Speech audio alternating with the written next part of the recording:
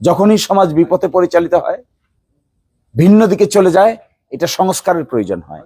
একটা বাড়ি মেরামত করতে যেমন সংস্কার লাগে, একটা বাড়ি বানানোর পরে 30 বছর, 40 বছর, 100 বছর পরে যখন পালা ভেঙে যায়, যখন তার নিচের অংশটুকু ইট পাটকেল খুঁটে পড়ে যায়, তখন লাগে মিস্ত্রি, আনতে হয় মিস্ত্রি, ঠিক করতে হয়, আবার নতুন করে যাত্রা শুরু করে।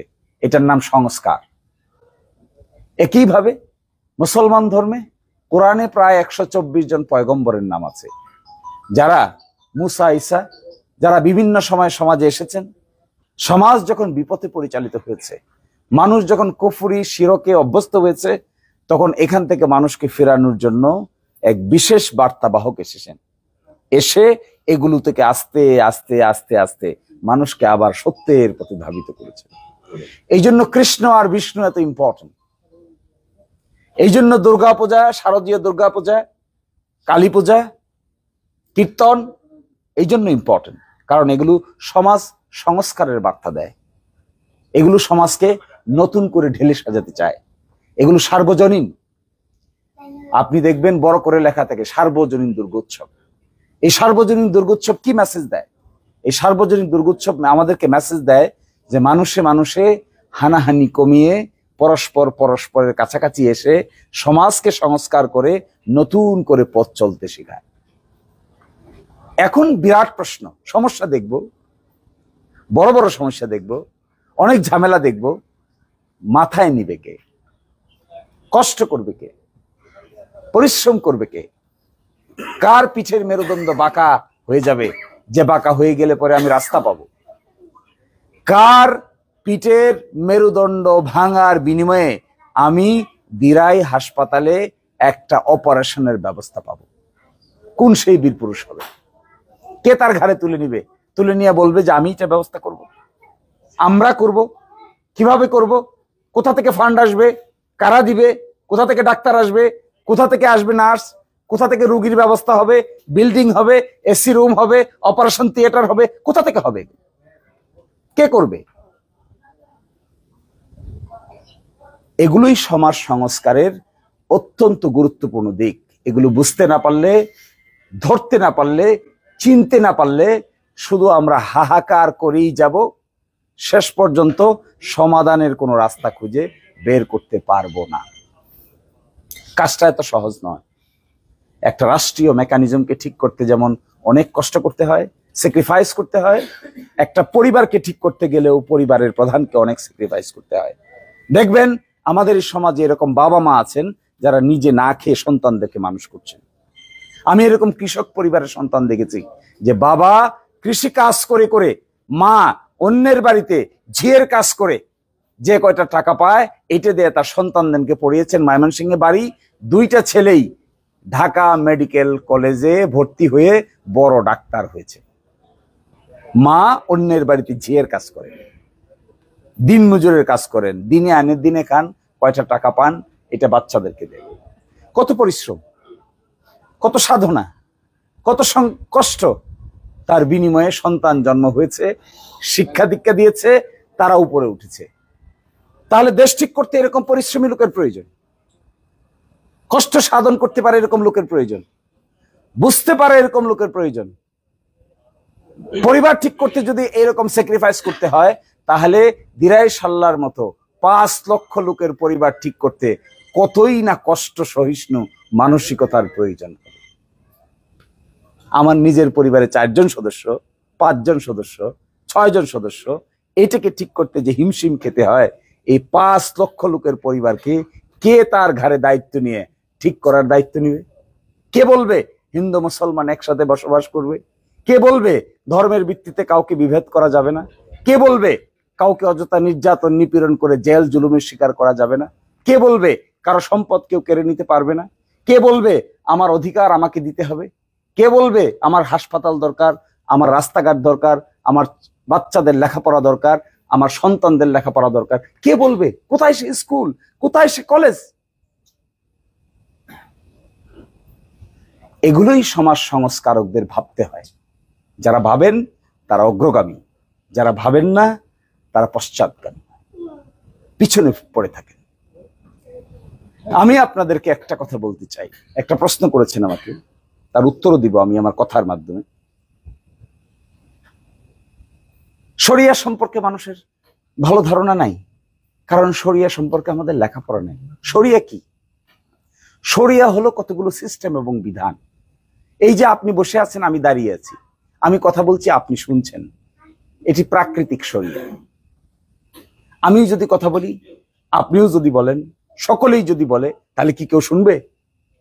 শুনতে পারবে? বুঝতে পারবে কিছু? তাহলে ওটার নাম কি হবে? ওটার নাম হবে বিশৃঙ্খলা। বিশৃঙ্খলার এগেনস্টে আমরা কি শৃঙ্খলা প্রতিষ্ঠা করেছি? কিসের শৃঙ্খলা? একজনে বলবে, বাকিরা শুনবে, একজনের পর একজন বলবে, এটার নাম শরিয়া। আমরা তো বুঝতে পারি নাই। একটা পানি, গভীর পানি দিয়া স্পিডবোট চলবে, কম পানি হলে স্পিডবোট চলবে না, আটকে যাবে। কিন্তু একটা নৌকা কম পানি দিয়ে চলবে, কিন্তু একটা স্পিডবোট এত কম পানি দিয়ে চলবে না। স্পিডবোট চালাইতে গেলে আরেকটু গভীর পানি লাগবে। এটার নাম শরিয়া, নিয়ম। এটা কেউ চেঞ্জ করতে পারবে না। সূর্য পূর্ব দিকে উঠবে, পশ্চিম দিকে যাবে, এটা একটা ফিক্সড শরিয়া, ফিক্সড বিধান। তো এটা আমি কি করে চেঞ্জ করব? এবং এই কুধারণা থেকে ধর্মের মধ্যে পরস্পরের মধ্যে এক ধরনের সন্দেহ বোধ জন্ম নেয়। না কোথা থেকে আসে তা জানেন? এটা আসে হলো না জানা, না পড়া। ইসলামে বিরাট কথা আছে, নিশ্চয়ই হিন্দু ধর্মেও আছে। সেটা হলো সবকিছুর মূল সূত্র শুরু হয়ে হলো জ্ঞান থেকে। আরবিতে বলে ইকরা। নিশ্চয়ই হিন্দু ধর্মে গীতা, ত্রিপিটক এগুলোতে থাকবেই, এবং যজুর্বেদ, সামবেদ, অথর্ব, আরেকটা হলো ঋগ্বেদ। পরে দেখবেন আপনি কেন্দ্রবিন্দু হবে জ্ঞান। মানুষকে ডেভেলপ করার, মানুষকে পরিবর্তন করার, মানুষকে বুঝার, মানুষের জন্য কল্যাণ করার পূর্ব শর্ত হবে জ্ঞান। এবং এই জ্ঞান ছাড়া বেশি দূর অগ্রসর হওয়া যায় না। অজ্ঞানী লোকেরা বেশি দূর যেতে পারবে না। তো তদ্রূপ ভাবে ইসলাম এবং সকল ধর্মে, শুধু সনাতন এবং ইসলাম কেন, সকল ধর্মের রুট খুঁজবেন, খুঁজতে খুঁজতে গিয়া দেখবেন মূল জায়গা যেখানে হিট করতেছে, এটার নাম হলো জ্ঞান। আগে জানো, তারপরে মানো। না জানলে মানবেন কি? নাইবা যদি আমি জানি, মানবো কি? এই জানার জায়গাটা আমাদের গ্যাপ থাকে দেখেই আমরা পরস্পরকে সম্মানের দৃষ্টিতে দেখতে পারি না। এটা না জানার গ্যাপ থেকে জন্ম হয়। ব্লেম গেম করি, একজন আরেকজনকে দোষারোপ করি, কিন্তু মোটেও এটা কিছু না, মোটেও কিছু না। আপনারা একবারে 100% নিশ্চিত থাকেন, যদি এই দেশ সৎ মানুষদের দ্বারা পরিচালনা করা সম্ভব হয়, আমি এটা আপনাদেরকে বুকে হাত দিয়ে বলে যাচ্ছি, যদি একদল সৎ মানুষ দেশ চালায়, যদি একদল পরিশ্রমী লোক দেশ চালাইতে পারে, যদি একদল দুর্নীতিবিহীন লোক দেশ চালাইতে পারে, যদি একদল এক কথার লোক দেশ চালাইতে পারে, নিশ্চিতভাবে দেখবেন সকল ধর্মের, সকল মতের লোকেরা এই দেশেই সবচাইতে বেশি শান্তিতে বসবাস করতে পারবে। এই ব্যাপারে আমার কোনো দ্বিধা নাই। আমি মনে করি এরকম সৎ লোক যে ধর্মেরই হোক না কেন, এরকম সৎ লোক সে হিন্দুই হোক মুসলমানই হোক, এইরকম দক্ষতা সম্পন্ন লোক সে হিন্দু হোক মুসলমান হোক, এইরকম সামর্থ্য সম্পন্ন লোক সে হিন্দু হোক মুসলমান হোক, সে যদি দেশের কর্তৃত্ব পরিচালনা করে, মূল ব্যাপারটা দাঁড়াবে কে আসলে দেশের দায়িত্ব কাঁধে নিয়ে শক্তিশালীভাবে মেরুদণ্ড সোজা করে চলতে পারবে। এই লোকেই পারবে দেশের সিস্টেম পরিবর্তন করে নতুন সিস্টেম বাস্তবায়ন করতে। বাকিদের দ্বারা কিন্তু সম্ভব না। স্বার্থ যদি থাকে, আমি সাল্লায় গিয়ে বক্তৃতা করেছিলাম, আমাকে এসে কিছু লোক বলল, স্যার অমুক বিলের পারে আমার বাড়ি, কিন্তু বিল থেকে আমার বাড়ির দূরত্ব 4 কিলোমিটার, ভাষা পানি, আমার বাড়ির নিচে খোলা পর্যন্ত পানি হলো 4 হাত, কোনো কোনো জায়গায় 6 হাত, বিল হলো 4 কিলোমিটার দূরে, কিন্তু 6 হাত দূরেও, আমার বাড়ির 6 হাত দূরে, এখানেও আমাকে মাছ মারতে দেয় না, এটাও তারা শাসন করে। তো আমি ওকে বললাম, কেন বিলের কোনো সীমানা নাই? বিলের তো একটা সীমানা থাকার কথা, যে এখানে শুরু হয়েছে এখানে শেষ হয়েছে। লোকটা খুব অবাক হইল, স্যার সীমানা কিসের? সাদা পানি যতক্ষণ জায়গা দেখা যায় এই পুরাটাই সীমানা। যতক্ষণ বাসা পানি দেখা যায় এই পুরাটাই হলো সীমানা। ওই যে অবাগা যেদিকে চায় দরিয়া নাকি শুকাইয়া যায়, সাগর শুকাইয়া যায়, ওইদিকে তাকাইয়া দেখে যতটুকু আছে এই পুরাটাই সীমানা। এই সাদা পানির মধ্যে মাছ মারতে দিবে না। এর মানে কি? এর মানে হলো সিস্টেম নাই। কোথায়? একটা বিল যদি থাকে, সরকার যার কাছে এটা লিজ দিয়েছে তাকে সীমানা নির্ধারণ করে দিবে, এতটুকুর ভিতরে কেউ মাছ মারতে পারবে না। এটাই তো হওয়ার কথা। কিন্তু আমরা যেহেতু সিস্টেম ফিক্স করতে পারি না, সাহসী লোক নাই, কথা বলতে পারি না, বাস্তবায়ন করতে পারি না, এই জন্য আস্তে আস্তে এই সমাজে নানাবিধ ক্যান্সারের ডেভেলপমেন্ট হয়েছে। ক্যান্সার, এই ক্যান্সার থেকে মুক্তির জন্য ভালো ডক্টর দরকার হবে, যে বা যারা ক্যান্সারের চিকিৎসা করতে পারবে। আমি একটা কথা বলে যাই, এই ক্যান্সার এত গভীর আকার ধারণ করেছে, কোনো একক ব্যক্তিবর্গের পক্ষে, কোনো একক ডাক্তারের পক্ষে সকল ক্যান্সারের ট্রিটমেন্ট করা উইল বি ভেরি ডিফিকাল্ট এবং কঠিন হবে, যদি না একটা গ্রুপ অফ পিপল এখানে একই কাজ না করে। ভালো অপারেশন করতে গেলে একা ডাক্তারে হয় না, ডাক্তারের টিম থাকে। এই টিম মিললে ভালো অপারেশন করে। একজন থাকে হেড, তার সঙ্গে থাকে আরো 5-7 জন, 2 জন থাকে নার্স, এরা মিলে যে অপারেশন করে ওইটা সাকসেসফুল অপারেশন হয়। তো আমাদের এই ভাটি অঞ্চলে এই রকম ক্যান্সার রোগ হয়েছে, কিন্তু ডাক্তারের টিম দরকার হবে এই ক্যান্সার রোগ থেকে বাঁচার জন্য। ফলে আমি আপনাদেরকে একটা অনুরোধ করে যাই, বিশ্বাস করবেন, যদি আমাদের এই ভাটির অঞ্চলের মানুষকে সুখ শান্তি দিতে হয়, তাদের অধিকার সংরক্ষণ করতে হয়, তাদেরকে সম্মান দিতে হয়, ইজ্জত দিতে হয়, জীবনের মধ্যে একটু পরিবর্তন আনতে হয়, কষ্ট করে তাদের জীবনের মধ্যে যাতায়াত, শিক্ষা, চিকিৎসা, ব্যবসা, বাণিজ্য, এগুলোতে একটা পরিবর্তন আনতে হয়, তাহলে যে ব্যক্তির এগুলোর সাথে ব্যক্তিগত সম্পর্ক নাই, অর্থাৎ যিনি বিলের মালিক হতে চান না, তিনিই পারবেন বিলের নিয়ম ঠিক করে দিতে। আর যিনি বিলের মালিক হতে চান, আমি দেখেছি তো, তীরবর্তী সমিতি বিল আনে, তীরবর্তী সমিতি বিল আসলে আনে না, আসলে পিছে অন্য মানুষ থাকে। এই মানুষরাই বিলটা যখন শাসন করে, তখন যখন ন্যায় নীতির কথা আসে, নিয়মের কথা আসে, তখন যে বা যারা এই বিলের পিছনে অর্থ খরচ করেছেন, সে বা তারা উপর দিয়ে একটা বলেন আর ভিতর দিয়ে আরেকটা বলেন, কারণ বিলের মালিকানায় তারও অংশগ্রহণ আছে। এখন কেউ যদি এটা স্বার্থ সংশ্লিষ্ট বিষয়ে কাজ করে, অর্থাৎ কেউ যদি এই স্বার্থের মধ্যে থাকে, তাহলে স্বার্থবাদী লোক নিজের বিরুদ্ধে সিদ্ধান্ত নিতে পারবে না। It will be very difficult, very difficult. সর্বাগ্রে মাথায় থাকবে, 50 লক্ষ টাকা খাজনা দিয়েছি, বছর শেষে 2 কোটি টাকা বিক্রি না করতে পারলে ওই যে 50 লক্ষ টাকা খাজনা দিলাম, আম এবং সালা দুইটাই তো যাওয়ার সম্ভাবনা আছে। আর কোনো ভালো ডিসিশন নেওয়া যাবে না। অবশেষে কি করে জানে? বিল শুকায়, বিষ দেয়। আমি এটাও দেখছি, বিলের নিচ থেকে বিষ দিয়া স্টার বাইম মাছকে কাদার নিচ থেকে তুলে ধরে নিয়ে চলে আসে। এর পরের বছর মাছের ডিম পাবেন কই? আল্লাহ দিবে, ভগবান দিবে। ডিম ভগবান পারবে এসে, আর ডিম এসে আল্লাহ পারবে। ডেস্ট্রয় করে দিচ্ছে, সব ডেস্ট্রয় করে দিচ্ছে। আমি এই রোগের কথা কেন বলছি? আমি সমাজকে যেভাবে দেখি, আমি তা আপনাদেরকে দেখতে বলছি, ভাবতে বলছি। ফলে আমি আপনাদের কাছে এটা মনে করেন না যে আমি মনে হয় আপনাদেরকে খালি ভোট দাও ভোট দাও ভোট দাও এগুলো বলতে আসছি। No, I am not of that person. আমি ওই টাইপের লোক না। আমি জিন্দেগিতেও আপনাদের কাছে ভোট চাইতে আসবো। স্বাধীন, সার্বভৌম, শক্তিশালী একজন উচ্চকিত মানুষ হিসেবে যাকে যেখানে যেভাবে ভোট দেওয়া সঠিক মনে করেন, নিজ সিদ্ধান্তে স্বাধীনভাবে সেই সিদ্ধান্তই আপনারা গ্রহণ করবেন। আমার কোনো সে নাই। কিন্তু আমি বলতে চাই, এই সমাজকে গভীরভাবে দেখতে হলে, দেখার যদি দরকার মনে করা হয়, যদি আমরা দেখতে চাই, দায়িত্ব নিতে চাই, তাহলে দেখি মাছ আর নাসুই পানি, ধরি মাছ আর নাসুই পানি, এই কথা বললে দুঃখ কষ্টের কোনো শেষ রেজাল্ট কেউ পাবে না। আর যদি ধরি মাছ নাসুই পানির নীতির বাইরে গিয়া সত্যিকার অর্থেই এটাকে সঠিকভাবে ধরতে হয়, স্ট্রং ভাবে ধরতে হয়, তবেই একটা মাত্র ব্যবস্থা আছে, যে ব্যবস্থায় আস্তে আস্তে বড় প্রবলেম, ছোট প্রবলেম, দিনকে দিন তালিকা করে এক দ্বার থেকে আরেক দ্বার, এক এরিয়া থেকে আরেকটা এরিয়া ধরে ধরে প্রবলেমগুলোকে আস্তে আস্তে সমাধানের পথে আগাইতে হবে। এইগুলো করতে না পারলে, এটা আখড়ায় বসছি তাই গল্পটা বলি।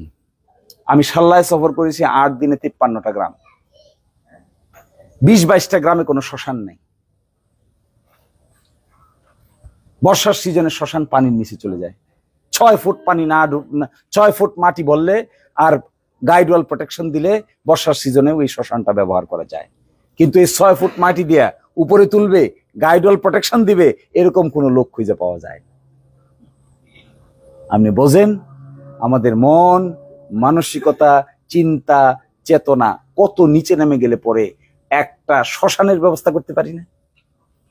কয় টাকা লাগে একটা শ্মশান বানাইতে? 2-10 লাখ টাকা লাগে। এক জায়গায় গিয়ে দেখছি কবরও নাই। আশ্চর্য ব্যাপার, আমরা একটা কবরও বানাইতে পারি না। সুটকুর পরা ভদ্রলোক কত সুন্দর বক্তৃতা দিচ্ছি টেলিভিশনের ভিতরে, অমুক জায়গায় তমুক জায়গায়, বাড়িতে আসলে কবরও সন্ধান পাওয়া যায় না, শ্মশানের সন্ধান পাওয়া যায় না। কে নিবে দায়িত্ব? কঠিন, কঠিন, সহজ কাজ নয়। দায়িত্ব হিসেবে মেনে নিলে কঠিন। আর চেয়ার যদি আরামপ্রদ চেয়ার হয় তাহলে এটা সহজ। গরম দেখাইতে চান তাহলে এটা সহজ, ক্ষমতার ভাব দেখাইতে চান তাহলে এটা সহজ।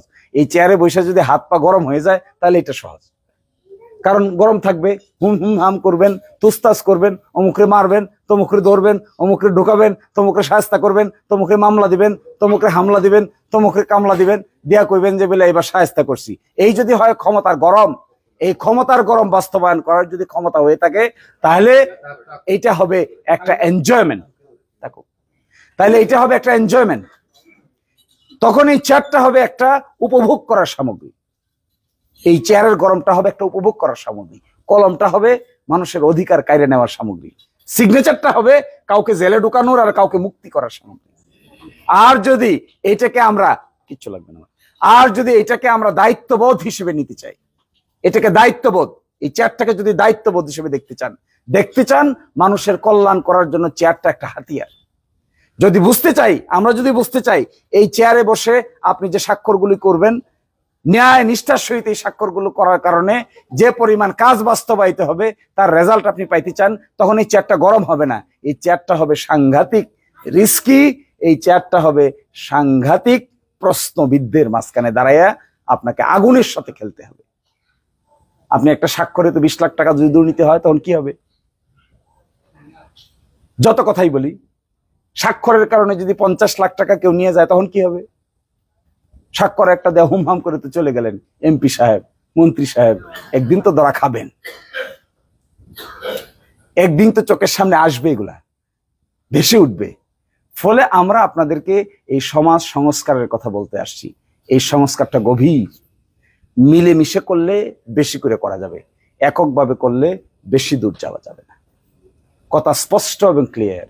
আমি আপনাদেরকে আল্লাহর দোয়ায়, কেউ মনে করবেন না আমি মনে হয় আইলাম আর গেলাম আর ভোট চাইলাম আর স্পিড বোট দৌড়াইলাম, এই টাইপের লোক না। I am not of that type person. আমি ওই টাইপের জন্য আপনাদের কাছে আসিনি, আসবো না।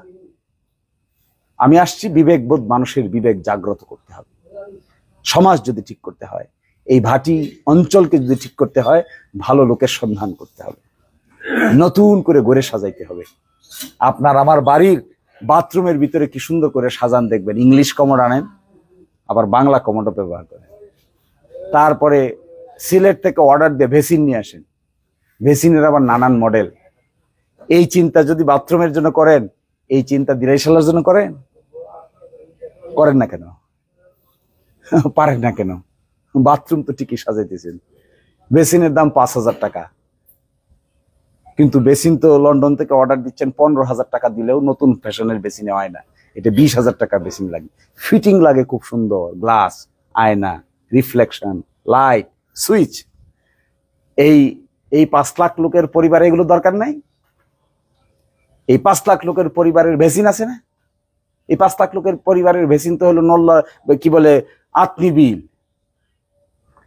এই 5 লাখ লোকের বেসিন তো হলো কামান বিল বেসিন, তো এটা একার বেসিন তো মাত্র 1.5 ফুট 2 ফুট, আর 5 লাখ লোকের বেসিন তো হাওর।